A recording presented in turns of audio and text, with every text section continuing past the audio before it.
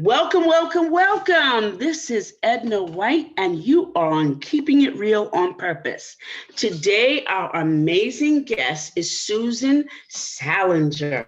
That's a powerful name. Listen, she is an author and a researcher behind Sidelined. How I love the name. Listen, let me tell you, this book was my meditation hour, and I completely loved it. Sidelined is how women manage and mismanage their health. This, everyone, you have to get. You have to get this book because this will release something different in your life about the healthcare system. Yes, we hear all about it, and we've been probably been a product of it, but this explores how all women are treated, mistreated, and misguided. And I love it. So I want you all to just welcome Susan Salenger to the show. Thank you so much for having me. I really appreciate it, and I'm delighted to be here. Yes, so we had a pre-show talk, and listen, I love you already. Love you already, and well, I'm so excited. A woman of wonderful taste and perception.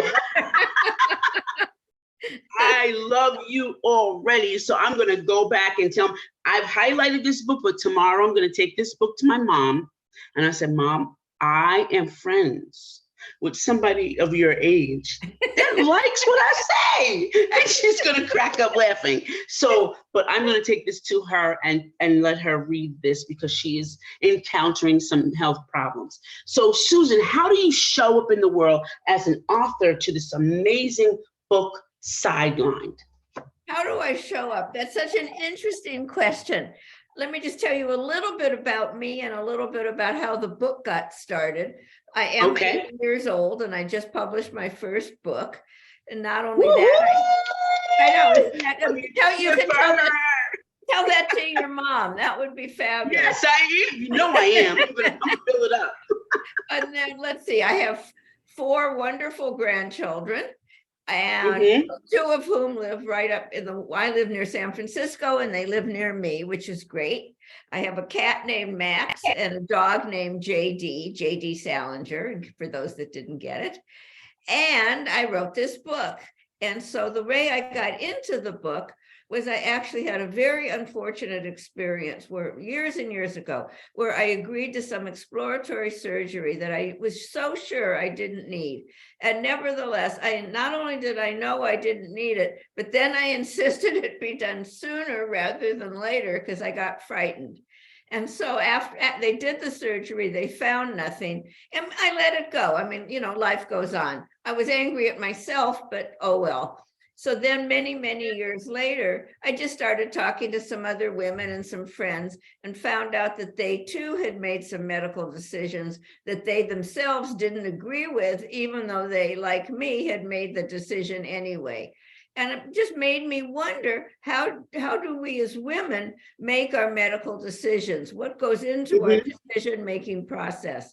So then that was my big question. And then I talked to, 40 or 50 more women, put together a couple of focus groups, did a ton of research, reviewed all the literature.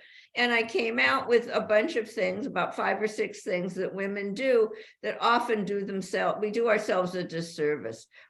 As women, we don't always do what we need to do to take the best care of ourselves. So that's absolutely right.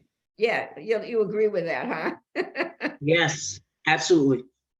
We wait to the end, until we feel something, and it's kind of like at the end of everything, So you kind of wait and take care of everybody else before us. That is so true. In fact, let me tell you just a quick story.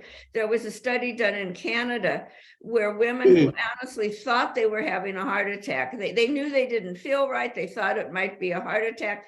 And instead of calling 911 or going right to the hospital, one woman laid in bed and waited all night for her husband to wake up in the morning. She didn't want to disturb him because oh my gosh, he worked hard. And all the women in the study, most of them drove themselves to to the hospital, which you're not supposed to do when you're having a heart attack. And, they didn't want to bother anybody or make their family have those long waits in the emergency room. We take care of everybody but ourselves. I mean, that is definitely chapter 1. And it's very true. It's very true. Yeah. You made me think of Archie Bunker when you remember the episode where Edith went to the doctor and I think she had thrombosis. I want to say it was. And like she had a blood clot in her vein. Yes. And so they told her to keep her leg up. And so it was at his restaurant was, what's that day? In March. What's anything in March? St. Patrick's Day? St. Patrick's Day, yes. And she had to do all the cabbage. She had to cut all the cabbage, and so she's running around. And she would put her leg up as she's cutting the cabbage and and not tell, and she didn't want to tell Archie. Well, the bad part about it is she died. Oh my God. Yeah, she died in that episode because she cared about Archie more than she cared about herself. And he was like, well, Edith, why didn't you tell me? Why didn't you tell me? And she goes, because I love you, Archie. And, right. And she died, it was like, okay, so we die over cabbage. Right. Well, I can tell you another story about another study that was done where researchers went somewhere and they asked a group of women, how many of you, if you thought you were having a heart attack, how many of you would call 911? And only about half of the women said they would call. I don't know if you can hear my dog. I'm so sorry, but no, that's okay. I have one. Don't worry. Okay, good. Anyway, so they asked, how many of you would call 911? And only half of the women said they would call 911 because they didn't want the paramedics to see their messy house. So, I mean, can you believe this? So my editor said, imagine this on your tombstone. If only she'd kept a neater house, she'd be alive today. It's like Let me tell you. Cabbage, Oh my gosh, right. Let me tell you, I had allergic reaction to something. I went out, and as I get older, I'm more allergic to more of the preservatives and things like that. Yes. So I literally, the side of my face blew up to like it was like hanging off, right? Yeah. And so I felt myself, and so I took like a Benadryl, but I felt my breathing constricted. Well, what do? I call the doctors. I don't feel good. Can I go to urgent care? Right? I drive myself over. Oh, no. Like maybe 10 miles over, and I could have collapsed. And that was the craziest thing. And so the doctor, when he sees me, he says, why didn't you call the paramedic? I said, well, I didn't want to bother anybody. Yes. He said, well, you bothered a whole lot of people if you would have passed out driving. No, it's true. It's true. It's really true. And we as women have gotten that's one thing that made me think, that particular situation recently just said, you know what? I'm first. And that's what I like about Sidelined. I was like, oh my gosh. So, and let me say I was a little biased because Susan, I really thought you were like 30. I'm like, oh my God, this is great. I was one. No, you were 30, and a couple times over, but what you gave in this book was so clear, concise, and actionable. That's what I liked about it. I was like, oh my goodness. She just told me off in this chapter. Okay. Get myself together, but it was nicely put, and you actually kind of blamed it on other people with the stories of the research that you did. Yeah, I did. No, and I don't think it's women's fault. I mean, I think there's a lot of and that's great. Yeah, I think there's cultural reasons, historical reasons. Yes. I really do. And in fact, I'm not a fan of the wellness movement, for example. I think the wellness movement has given us some really good tips on how to live healthily. But you said the word tips. Yeah, but they That's also, just the tip of everything. Yeah. their basic assumption is that if you do Right. do what you're told and you'll live happily ever after. Mhm. And that's not true, makes us feel Yep. guilty. It's true. So I love what you say on page 12, and what can we do about it? You quote Michelle Obama. You talk about Michelle Obama. Yeah. That she talks to Barbara Walters on her show. Mm-hmm. And you say one of the things that I want a model for my girls is investing in themselves as much as they invest in others. Right. And I think that when I read that, I was like, well, that just sums the whole book up. Yeah, and I tabbed that because I came back and said, she's saying the same thing throughout the book. Mm-hmm. So talk about, what after you, your chapter about after you. Talk about that and share that with our audience. After you, that would be the first chapter, you mean then? Yes. Mm-hmm.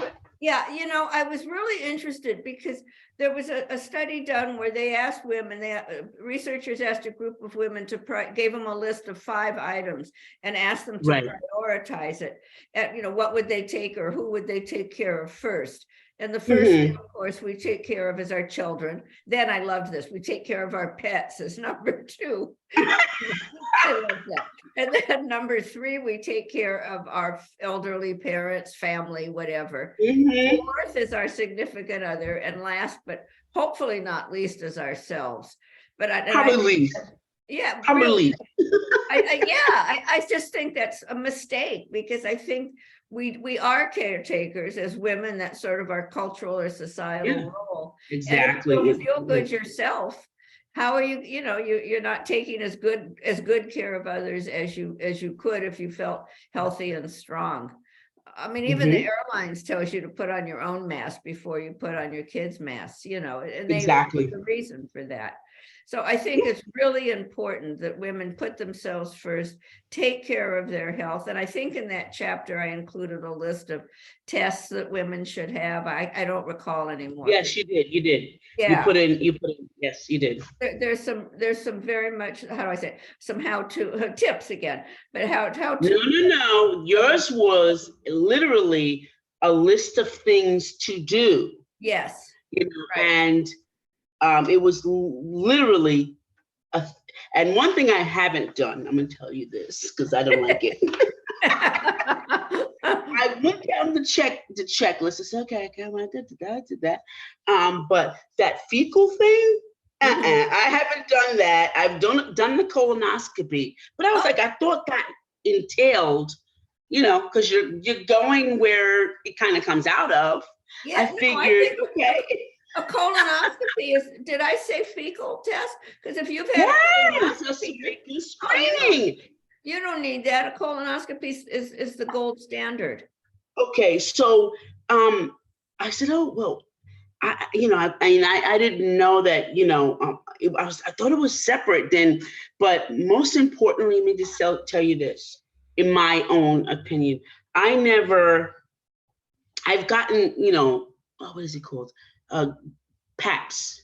Yes, but I can't express to you how important pelvic exams really, really, really are.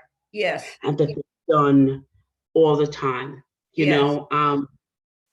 It catches abnormalities, all of that. Right. And we don't, that part of who we are, that part kind of is absorbed and it's like stretches to every part of who we are. It really does. And we don't pay it enough attention. So, I was kidding with you before, about, before pre-show about, I told my mom, do this, but it's so very important. That is really what envelops alignment with everything who we are.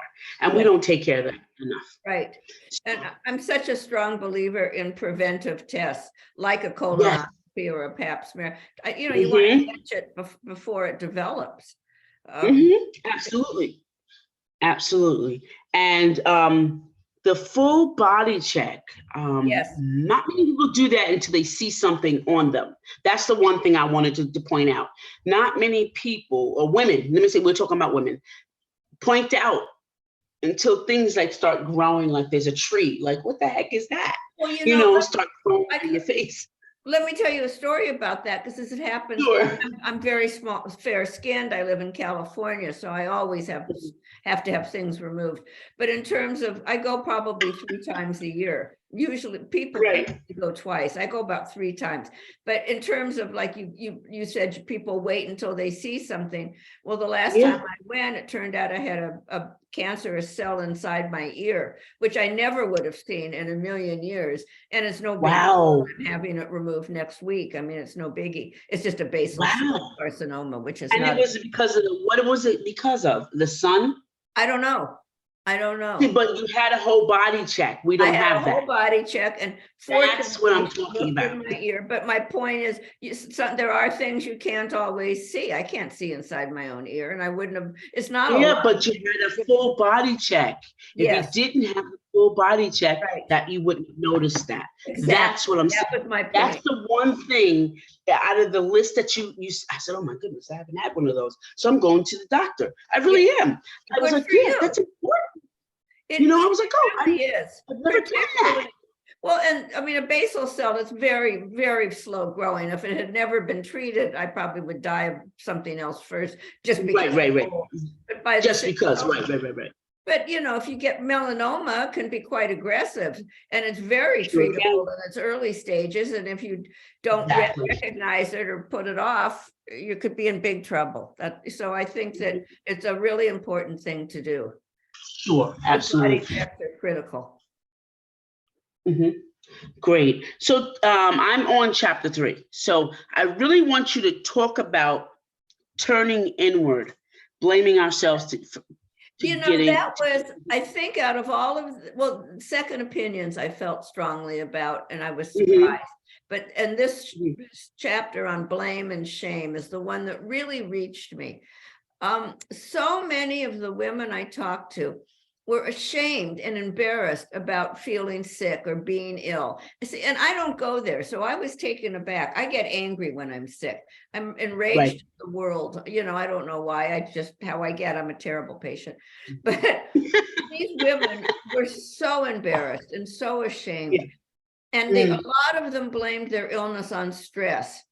And first of all, I didn't realize until I really started researching this chapter, illness is so random. I mean, when you think about it, some people get COVID, some don't.